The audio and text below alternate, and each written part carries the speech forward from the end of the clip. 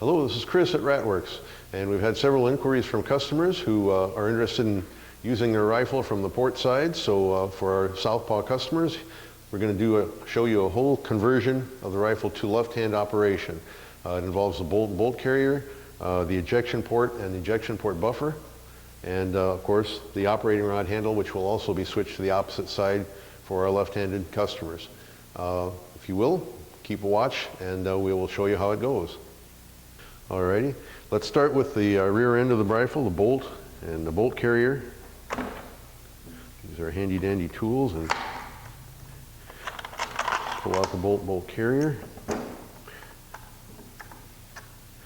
and make sure that the rear end of the rifle, the recoil rod and the spring are pulled back all the way out, and pull the cam pin out and the bolt and the firing pin. And then there are two pins, the rear bolt pin and the governor pin, that must be removed and switched from side to side. So we're going to do that.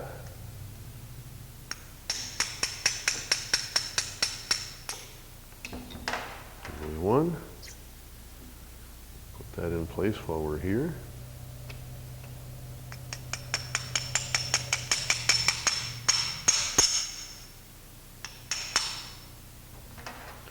And we'll get the governor pin. I've got a magnetic hammer. And that pin has to be placed on the other side and installed.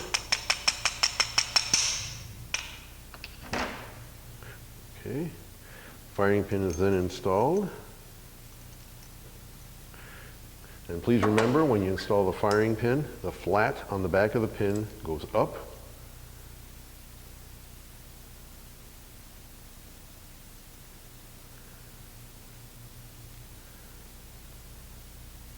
And the cam pin will go into its place.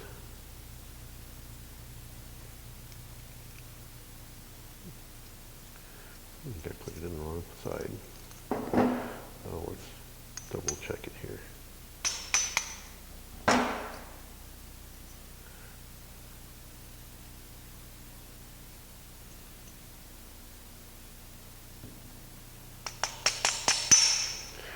It does help to put it in the right side, the correct side. And we'll get the firing pin installed in the left-hand bolt.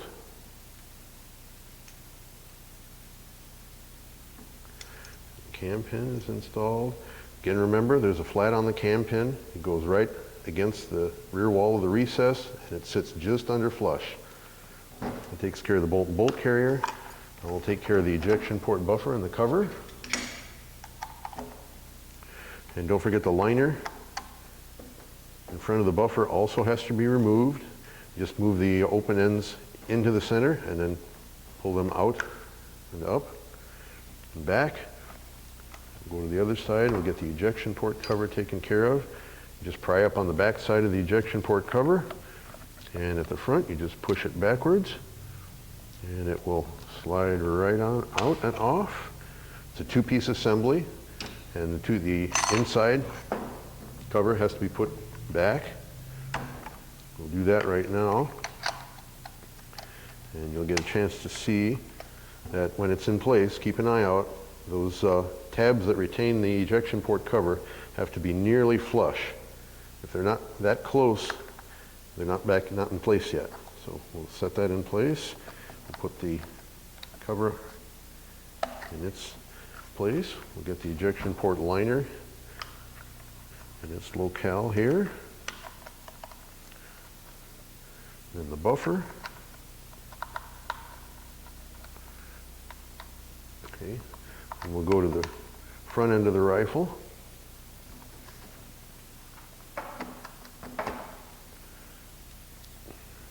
And we will take the cotter pin out of the sling swivel anchors on the other side, and I'm going to go ahead and take the rail screws out now just to make it a little bit easier and faster.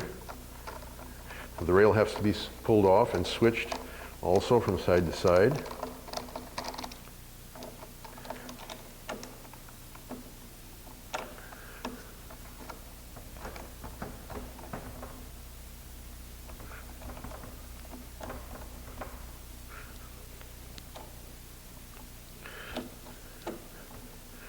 the entire front of the rifle will be disassembled.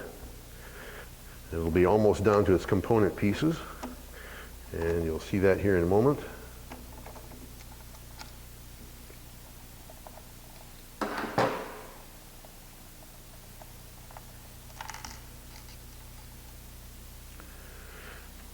Okay, we get the sling swivel anchor removed here. It's a very long screw, so do make sure you take your time with it. Don't try to rip it out. It goes quickly enough, but as noted, being a long screw, it seems to take forever to come out.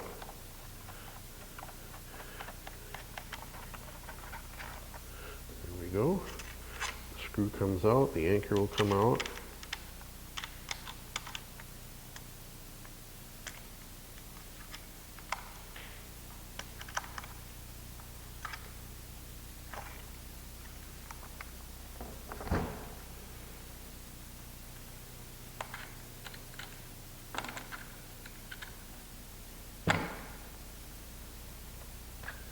Go. Then we remove the top rail. 2 Allen screws hold it in place, and do not lose the lock washers that are attached to those Allen screws. It's right off and goes to the side here. We have 2 screws holding on the handguard. Those come out. The handguard will come out straight down and forward.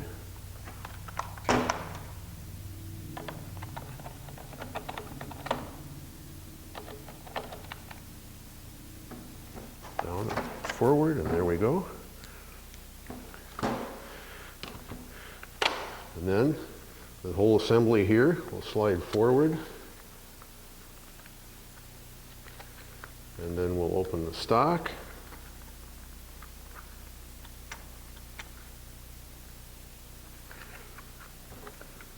And it will, the stock wings, the extensions have to be pulled apart a little bit to pull that rail off. And once it's pulled off, it will move out of the groove that it's held in. First on one side, then on the other side. Then it tilts up a little bit and everything comes right out. Okay, now we go back here, and there's a latch on the other side that locks the barrel pin in barrel cam in place. That has to be pressed in, and we'll use our handy dandy tool to do that. And then the barrel cam will be turned, and we'll remove the barrel.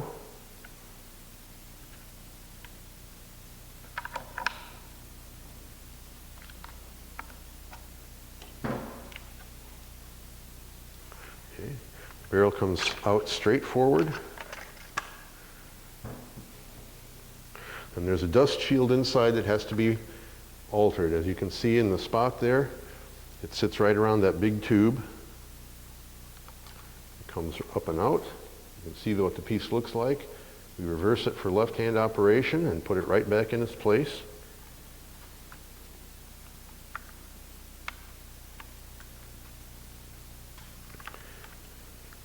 And again, it has to be in there just about flush, because there isn't any room for it to go anywhere. You can see what it looks like again when it's reversed. Just about the same as before. The barrel is then reinstalled.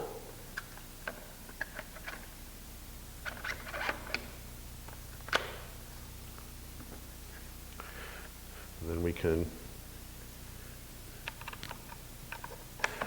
put the barrel retaining cam back in its place.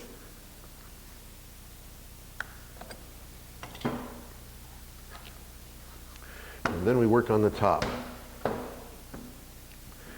We've removed the screws from the rail. The rail will just pop out of there and get it to cooperate. Then the operating rod handle has to have the roll pin driven out, and then it's switched to the other side. And we will do that also.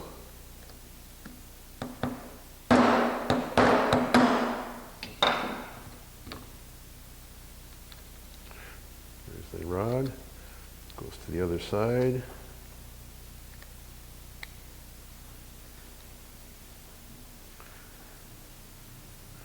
We Put the retaining pin back in its place.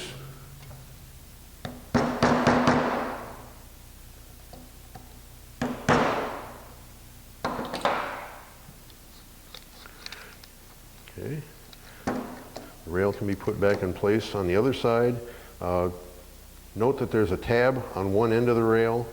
There's also an arrow in the top of the rail to show you which direction is forward. And that arrow points in the same direction of that tab. That tab goes to the front. Put that back in place on that part. And we'll thread it on in a little bit here. But first we'll reassemble the upper here. And when you are reassembling this and putting the operating rod in place, make sure that the cocking handle and its extension go behind the lug on the barrel. That's definitely a necessity if the rifle is to work later. Okay. And we're good to go there. All you have to do is, again, open the stock extensions and make sure the piece goes into its place.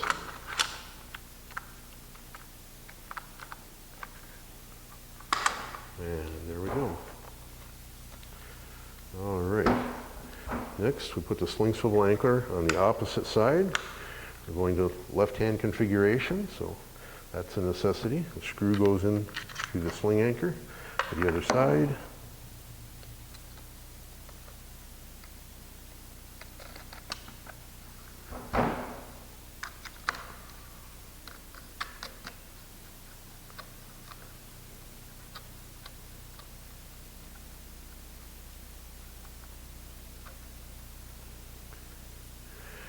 As you slug down the sling anchor, don't forget you've got a retaining clip that has to be put in place there also.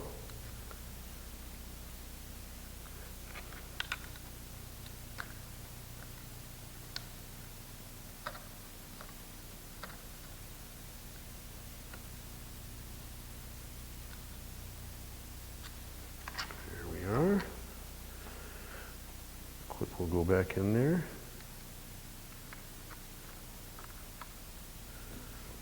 All right. Slide the handguard back in place.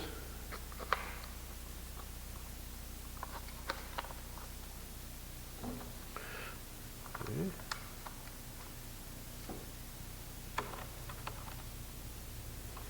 Fasten it in place with the two screws provided. Same ones that we used to take, that we removed when we took the handguard off.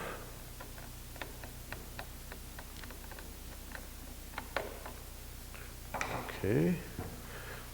Put the top rail back in its place. And don't forget there's a latch here, a hook that the rail locks into.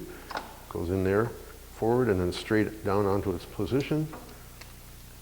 And the screws lock it down in place.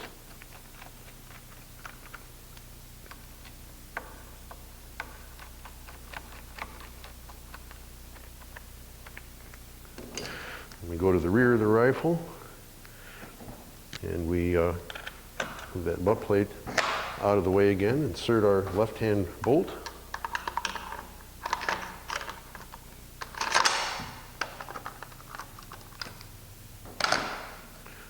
And with the exception of the screws that we didn't put in, everything is complete here. Get the screws put in.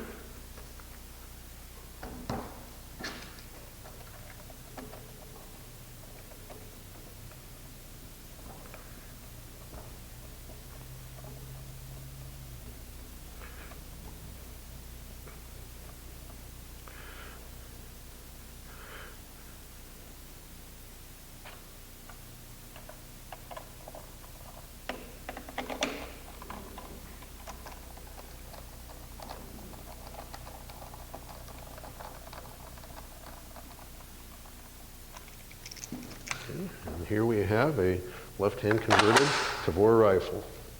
Ejection port cover, buffer, operating rod handle, all left-handed. Thank you for watching.